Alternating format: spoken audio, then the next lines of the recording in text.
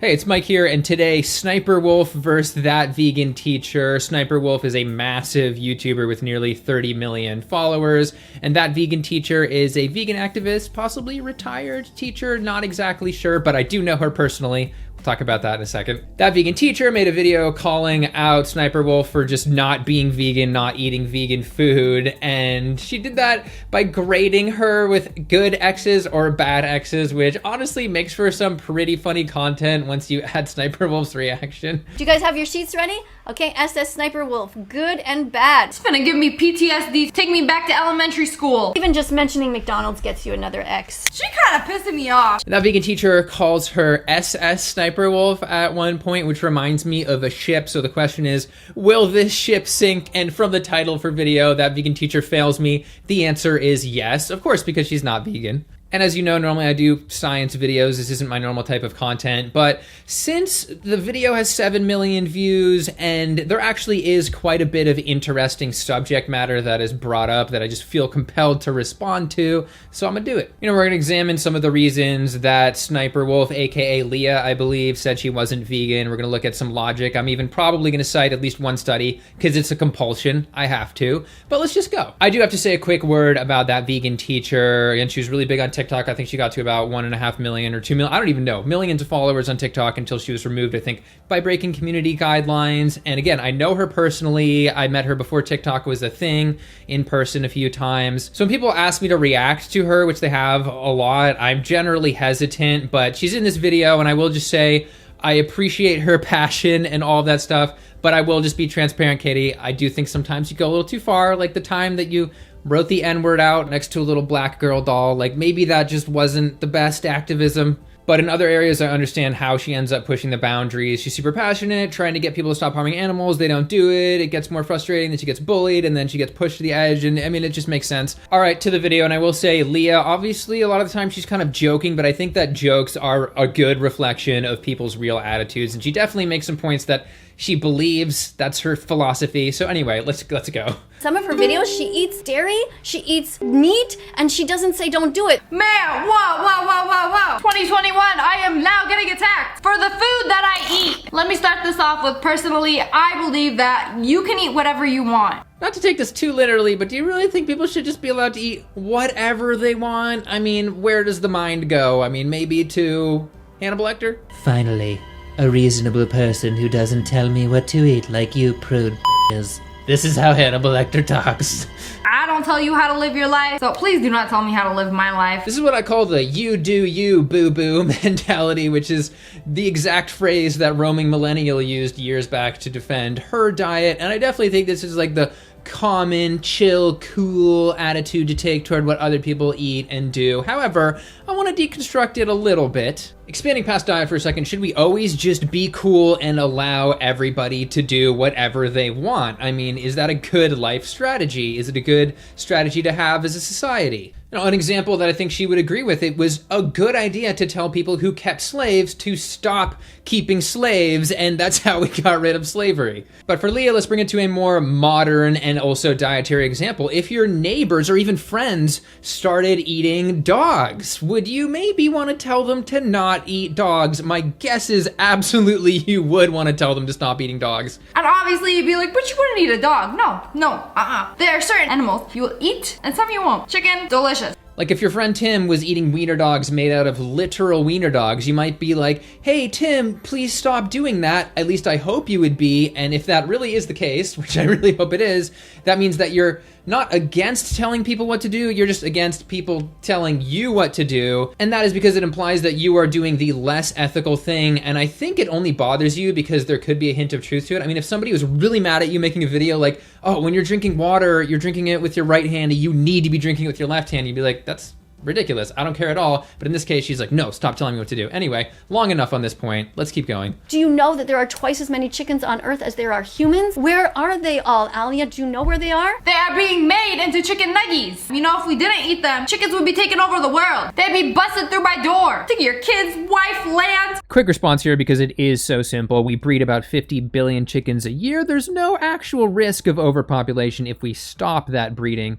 I have a whole video on this. Yeah, she's joking, but she's also wrong AF. They get onto the topic of dairy, and she does say, Leah does say, yeah, I drink almond milk, so that's great, but then she does go on to defend her general dairy consumption. Here she is. Dairy! Ice cream! You know, since the beginning of time, people have been drinking dairy. This is just such a clear representation of the appeal to history fallacy that because something happened throughout human history, it is therefore okay or ethical. And it's just so obviously not the case. I mean, there was so much murder and horrible things that happened throughout human history. You just can't use that as an excuse alone. But to get historical, some probably really awkward dude in a really awkward moment decided to start milking cows about 7,000 years ago, somewhere in Europe, which means that no, it's not the beginning of time. That's at least 3,000 years before the Earth actually was created. It's a bad creationist joke. Obviously, I'm kidding. But zooming out 200,000 years ago is about as far back as we've been anatomically the same. We've been Homo sapiens. And, 7,000 years is only like 3.5% of that. So it's just sort of the tail end of history. Which explains why 70% of people on Earth can't digest lactose, which she actually mentions a little bit. My heart goes out to all y'all lactose intolerance folk. So yeah, her heart goes out to the majority of humans on Earth who can't digest lactose, and that's like 60 to 80% in African Americans and about 95% in Asians and indigenous Americans. So a lot of people. We don't need to go too deep into the dairy industry here, but Leah might not be aware that in order to keep the dairy industry going, they have to continually impregnate cows because otherwise they won't keep on making milk. And doing that means you end up having a lot of babies, which means the dairy industry is the veal industry. And if she is okay with veal, I just have to say, how are you okay with the murder of baby grass puppies? Nope, it's not okay, and that is my official scientifically backed defense. Anyway, moving on. Little does she know, I actually like vegan ice cream. I'll give you a good X for that one, and I will say it's cool to see people actually getting on board with various vegan products. She does say she would prefer super creamy real ice cream, cow's milk ice cream, but the reason those taste the way they do is because they're super high in saturated fat. However, pretty soon we will have that exact taste, flavor, texture profile because they're culturing cow proteins like casein. Although it's going to be really good for animals and it's going to check those texture boxes, I also do not think casein is a health food. It's just too connected to various autoimmune responses like type 1 diabetes and also those casomorphins, which, could possibly be a bit addictive. Anyway, I don't think it's as healthy. With no meat. She just said she doesn't usually eat things with no meat. Oh, that's an X for sure. What? This is why I'm happy I'm responding to this because I haven't thought about this in a while, that compulsion to eat meat at every single meal, which years back I even did a video jokingly calling it carnorexia. Now, I joke that it's an eating disorder in the sense that it's harming you, it's harming your arteries and health in general, and also harming animals. But the point is, it's something that so clearly does not need to be done, even for people that think they need meat. You definitely can't say you need it every meal. And I thought for a while you needed to eat meat like at least twice a day back when I ate meat like over a decade ago. But then seeing all these super buff bodybuilders that are vegan, they built all their muscle without eating any meat and they could literally crush you with their bare hands. Clearly that was not necessary for a dude like me who was 20 pounds lighter back then anyway. But also from an environmental perspective, I would just say this really needs to be reevaluated. I mean, looking at charts like this in terms of diets, you can see a scale in terms of carbon footprint, starting with vegan as the lowest, vegetarian up more, and then eating meat 3 meals a day would be more probably than the standard American, so even higher than that chart's bars go. Anyway, skipping around in the interest of time, I think it was a pretty funny moment with the organic ketchup here. Organic ketchup I have at home and my honey mustard from Chick-fil-A. Honey is not vegan. X. Just completely ignore the organic ketchup, which is vegan. I'm gonna give myself a check mark. I just love how she actually is kind of falling prey to this whole like accolades situation where she does want to get some approvals, but that vegan teacher is giving her like nothing.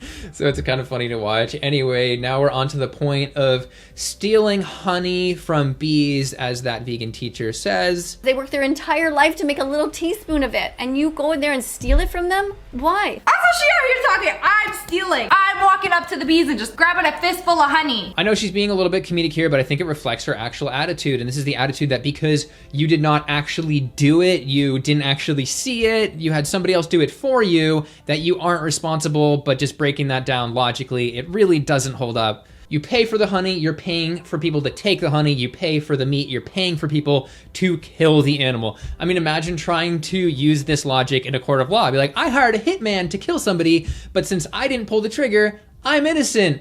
Nope. Straight to jail. Especially in America, it's expensive to eat healthy. All the unhealthy food is super cheap, so you keep eating that, and then you get sick, and then the medical bills go up, and then you die. Yes, obviously it's expensive to eat healthier. It's also expensive to get a bunch of medical bills and have a chronic disease and on. But first of all, I knew about Sniperwolf as a channel in the past before this, just because she was on some list of like makes a ridiculous amount, like a top earner on YouTube, just because of how much content and how much views she's getting. So I don't think she should be too concerned about that personally. But in a vegan context, the added cost of eating a vegan diet is often really exaggerated, partially because people focus on like specialty products that aren't made in high volume and things like that, or that's what they're aware of. But looking to a study like this one, I told you I'd cite a study, it appears that, eating a plant-based diet is only gonna cost you about an extra $1 per person per week, which is really not that much. And as I mentioned before, doing it the right way, you can actually save some money like this family did, and they ended up doing a vacation to Greece with the extra money. So take that. Next, after that vegan teacher recommends, eating nuts and fruits and seeds, well, here's Leah. To only put veggies, fruits, nuts, and seeds in your shopping cart. Veggies, fruits, nuts, and seeds. That's all you're allowed to buy. I'm not a rabbit. I am never gonna get full off of nuts and seeds and fruits and veggies. I've tried it. I need meat and potatoes. No, let's just look at some delicious vegan food that I know would fill Leah up. I mean, look at all of these freaking burgers and super delicious food, which is amazing. I mean, there's like freaking Michelin star restaurants that are going vegan right now. And we should look at some healthier food too, because I do think it would also fill her up. Things like this. Delicious. That looks like it's delicious. I don't know what I'm going to show on the screen right now, but it looks delicious. This part, I was actually laughing out loud because that vegan teacher responds to, I don't know why she responded to this part in the kitchen when she's just like doing limes on grapes or something. Limes on grapes, they taste like Sour Patch Kids? I don't know if Sour Patch Kids are vegan. They probably aren't, so I'm gonna put an X there. I love how she's just eating fruit, but then gets an X on bad for saying it tastes like Sour Patch Kids, which would be something that a vegan would say, but then in the end it turns out that yes, as Leah mentioned, Sour Patch Kids are vegan as well, so just... You fool! Sour Patch Kids are vegan! Just kind of a goofy moment there. We don't need to dwell on it. But on the topic of eggs, that vegan teacher does make a very good point that this can harm baby chicks. This whole industry does, but I don't think that Leah is aware of that. Here she is. Eggs come from a terrible cycle of violence. Baby boy chicks are put on this huge assembly line. The cutest little things. Aw, they're so cute. Look at that. A yolk, some white around. Aw, it's so cute. How could you eat this? You're like a monster if you eat this. I'm eating this. I'm not eating this. No, I don't think Leah has been exposed that much to what goes on in this industry, and I think that's by design that people aren't paying attention to this, but in order to meet the massive demand of the United States, we have obviously factory farming, and in order to do that, we have to hatch a ton of laying hens. And in order to do that, 50% of them are going to be male because of biology, and on the scale they're doing it, the standard practice is to just grind up or suffocate or get rid of those male chicks. So a crap ton of male chicks are just killed. So certainly in the supply chain of eggs that she's eating, there are male chickens that are being disposed of, aka murdered. She thinks that because she's eating the egg and she's not eating the chick. No, it's again this cause and effect where you're paying this industry to do this thing. It's not just what you put in your mouth, it's where you put your dollar. That's a good quote. Anyway, in the end, I can tell Leah is a little caught off guard because she thinks, oh, I'm just normal, I eat normally, so why should I be called out? But the reality is that the normal that we have in terms of the food system here is really brutal, even by the standards of people that want to be eating meat, think that it's ethical, which I do not think it's ethical. She is perpetuating this to 7+ million people, telling them, yeah, I pretty much eat meat every day. The comment that she had also reflects her attitude of like, eggs, yum. Like, yeah, she's trying to rub this in some faces of some vegans a little bit. But the point is, under scrutiny, her positions just really don't hold up. Her appeals to history, her disconnecting herself from exactly what she's paying for. I think that I had a good time doing this. It's different. I'll probably do more of these types of videos just to keep it chill. but not so chill that you don't tell people what to do when they're doing something horrible. And let me know down below what you think about all of this, and you can share your opinions and I'll read them. So like and subscribe, all that good stuff helps my channel, and I'll see you in the next one. Thanks for watching.